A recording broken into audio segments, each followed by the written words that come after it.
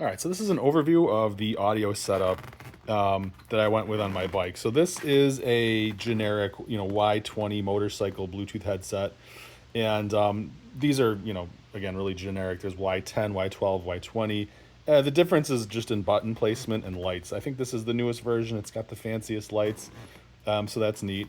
And the installation really wasn't bad. You just pull sort of the pads out of the helmet and you run your wiring and stick your microphones, your speakers in there. I have the boom mic. I had it tucked away because I wasn't really using it.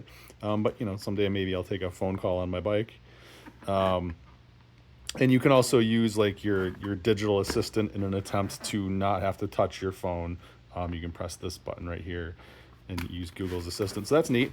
And then it sits in this mount, which is a really nice mount.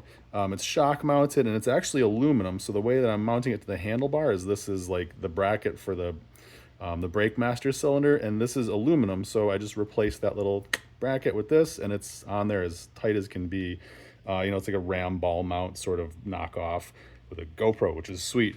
And then, so in an attempt to not have to touch these buttons or touch the phone, I got one of these little deals over here, and that's really nice because you don't really have to break your grip too bad. You can kind of just, move your pinky over a little bit. I mean, you'd have to break your grip. You don't have to go far though.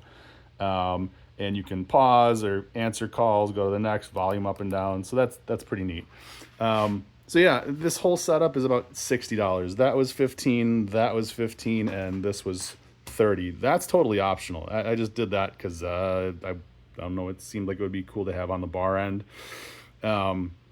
But that's great. This thing, it's not super loud, but the audio is there, and I think they probably made it not so loud on purpose, right? So just to not have the liability of someone was blasting music and got in a crash, right?